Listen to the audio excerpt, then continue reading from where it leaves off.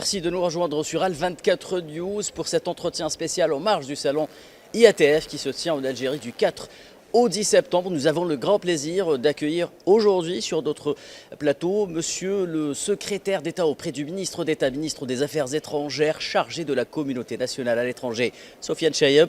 Monsieur le ministre, bonjour, merci de nous accorder cet entretien. Bonjour et merci. Bonjour et merci. Alors d'emblée, Monsieur le secrétaire d'État, l'Algérie accueille en grande pompe un lancement réussi de cette 4e édition de l'IATF. Monsieur le président Abdelmadjid Tebboune a donné le coup d'envoi de cet événement continental par excellence. Hier, il a tenu un discours fort qui a mis l'accent sur le potentiel inégalable du continent africain, à la fois en matière de ressources, mais également en capacité humaine, une vision qui s'oppose bizarrement justement au sort que l'on fait du continent africain dans les différents forats internationaux. Le président n'accepte plus cette injustice qui est faite aujourd'hui au continent africain. Oui, tout à fait. Vous faites très bien de le dire. C'est un discours très fort et surtout très apprécié par les pairs africains. J'ai eu l'occasion cette matinée de rencontrer quelques dirigeants qui m'ont exprimé leur appréciation des mots qui ont été utilisés par Monsieur le Président de la République et qui en fait rendent compte de toute l'attention que porte l'Algérie et son gouvernement au continent africain et à la vision qui est projetée de son avenir. Vous avez parlé de potentialités. Je pense particulièrement en tant que secrétaire d'État aux potentialités humaines, surtout qu'aujourd'hui nous avons la chance d'organiser une édition dédiée aux diasporas africaines et au rôle qu'elles peuvent jouer dans le développement socio-économique du continent. Vous faites bien de parler de cette diaspora, monsieur le secrétaire d'État. Le forum qui en est dédié a été tenu aujourd'hui même. Il a été inauguré par un discours du Premier ministre par intérim algérien, un signal fort pour cette communauté nationale algérienne à l'étranger, mais également l'ensemble de la communauté africaine à l'étranger. Monsieur l'ancien président nigérian Obasanjo, qui a également prononcé une allocution, a déclaré que 350 millions de descendants d'Africains vivent à l'étranger. Effectivement, je retiens surtout du discours de Monsieur le Premier ministre par intérim le cadrage qu'il a fait de cette initiative d'abriter cette édition de la Journée des diasporas africaines. Elle est à sa 2e édition et donc il a clairement indiqué que l'intérêt que porte le gouvernement algérien à sa diaspora se reflète à travers cette activité qui est en fait une projection sur le plan continental de l'intérêt national qu'accorde l'État à sa diaspora sous les instructions de Monsieur le Président de la République.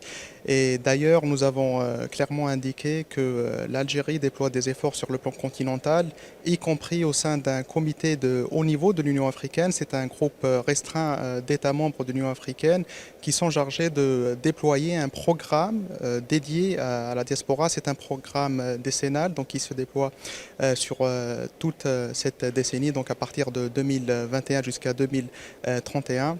Et avec une série d'activités visant effectivement à valoriser le potentiel diasporique du continent. Quel est aujourd'hui, monsieur le secrétaire d'État, le poids de cette diaspora algérienne qu'on a connue auparavant en Europe, même aux Amériques et ailleurs? Quel est son poids sur ce continent africain que l'Algérie aujourd'hui cible comme un objectif de son développement? C'est une diaspora, la diaspora algérienne, c'est une diaspora d'abord qui a évolué par rapport à ces chiffres. Elle était concentrée essentiellement en France, puis en Europe.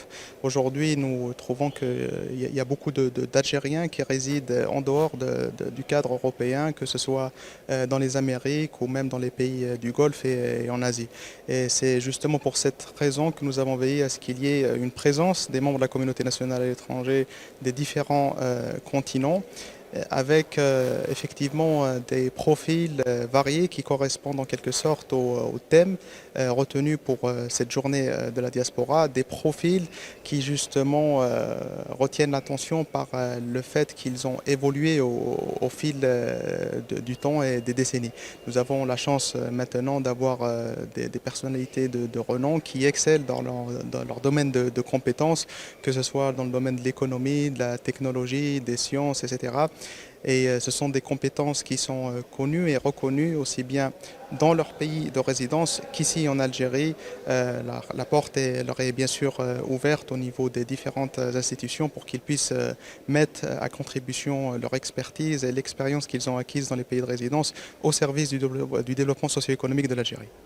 Alors ce forum a fait la part belle aujourd'hui aux descendants des déportés algériens et africains qui ont été invités à y prendre part un signal fort de cette Afrique des héritages qui se tournent résolument vers l'avenir mais qui n'oublient pas le passé. Nous avons des éléments à faire valoir en la matière. D'abord, il s'agit d'un thème retenu dans le cadre des panels qui vont articuler toute la journée des diasporas africaines. C'est un panel qui a un lien avec la mémoire, avec l'histoire des diasporas africaines.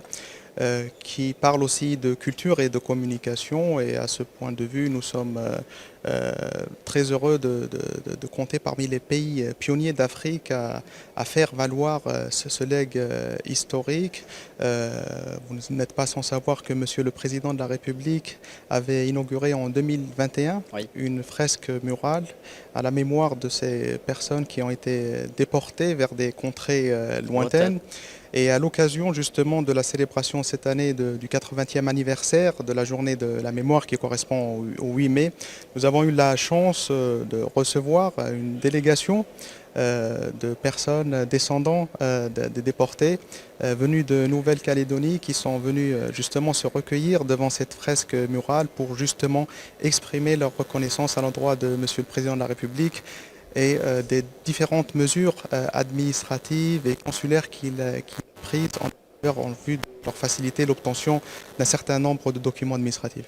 Monsieur le secrétaire d'État, l'Algérie est connue pour avoir l'une des plus importantes communautés nationales au monde entier. Elle est présente, comme vous l'avez dit, en grand nombre en France, au Canada, dans d'autres pays européens, mais elle s'étend également vers l'Asie, vers des pays du Moyen-Orient et du Golfe plus précisément. Quel est aujourd'hui son apport dans le monde et comment elle est perçue de la part de l'Algérie? Est-ce que c'est aussi un outil de soft power aujourd'hui dans une géopolitique qui se veut un peu de plus en plus complexe? Comment capitaliser les nombreux apports de cette communauté nationale à l'étranger? Comme vous l'avez si bien dit, c'est une communauté qui a évolué aussi bien en termes de nombre que sur le plan de ses profils riches et variés. J'ai eu l'occasion de la part de mes fonctions de rencontrer bon nombre de ces compétences, aussi bien dans le cadre de mes déplacements à l'étranger qu'ici même à Alger, dans le cadre, je dois dire, d'une dynamique ascendante de personnes issues de la communauté nationale à l'étranger qui sont porteurs de projets. Ce sont des projets qui se basent sur des expériences et des expertises qu'ils ont acquises dans les pays de résidence et qu'ils veulent concrétiser ici en Algérie à travers des investissements. Bien évidemment, ils mettent à profit le climat des affaires qui est favorable et surtout le fait qu'il y ait un intérêt porté au plus haut niveau de l'État à cette frange de la société algérienne qui est une partie indissociable de la nation.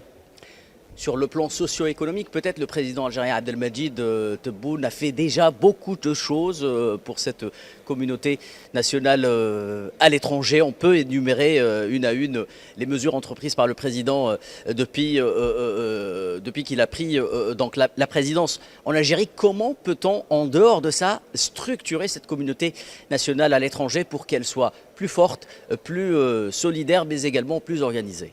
Cet intérêt n'est pas exclusif au domaine économique.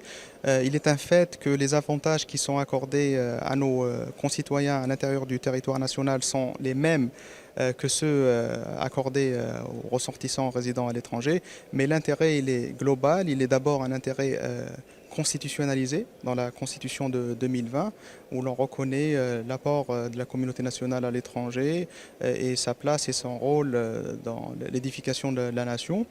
Et donc, nous déployons une série d'activités justement visant à mettre en valeur le potentiel diasporique et ce qu'il peut apporter au niveau national, tant sur le plan économique, social, technologique, dans les différents domaines où ils peuvent apporter une valeur ajoutée.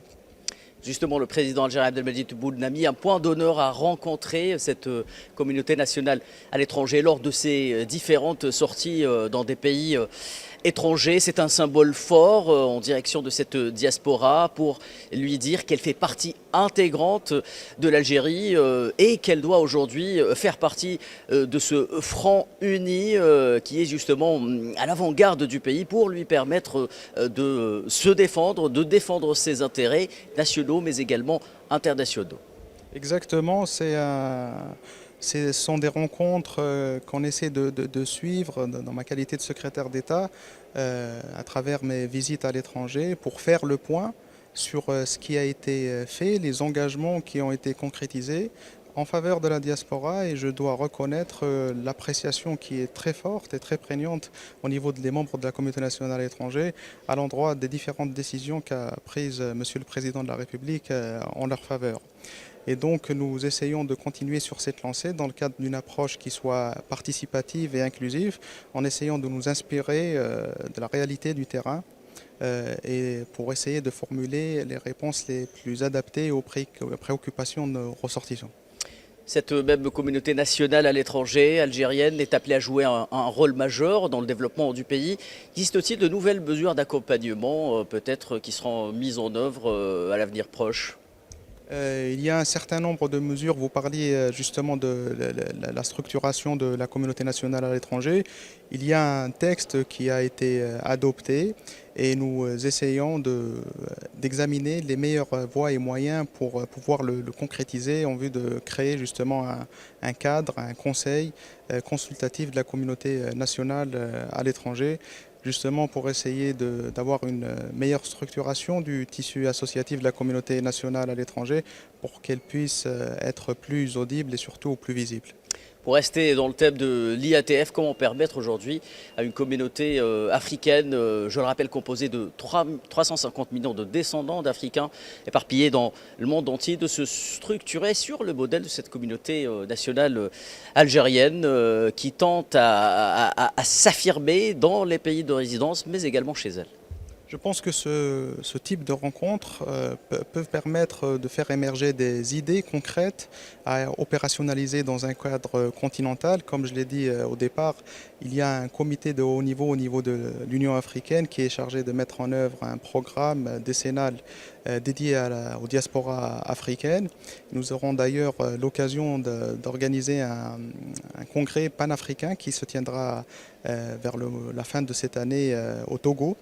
Et je pense que cette halte d'aujourd'hui permettra justement de fournir de la substance à partir des idées et des propositions qui seront formulées à l'occasion de cette journée des diasporas africaines, sachant que c'est une journée exceptionnelle à plus d'un titre. D'abord par rapport au niveau de participation officielle. C'est une participation marquée par la présence de chefs d'État et de gouvernements de pays africains et caribéens. Et donc c'est une première par rapport aux éditions précédentes. Il y a aussi le nombre de participants. Nous avons enregistré des centaines d'inscrits au titre des diasporas africaines et surtout la présence en nombre de la communauté nationale à l'étranger. Plus de 250 personnes qui ont fait le déplacement de différents pays dans les différents continents, avec surtout une participation active en termes d'animation des débats à travers la présence de modérateurs, de panélistes et d'intervenants de renom.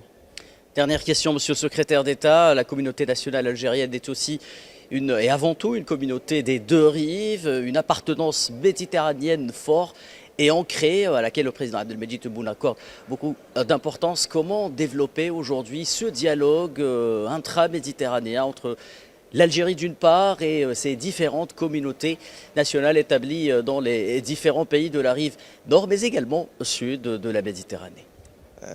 Je dois dire que l'Algérie a toujours pris en considération le fait qu'il y ait une forte présence de notre communauté nationale à l'étranger dans les pays de la rive nord de la Méditerranée, et cela dès l'indépendance, parce que nous avons toujours essayé d'avoir une présence consulaire forte.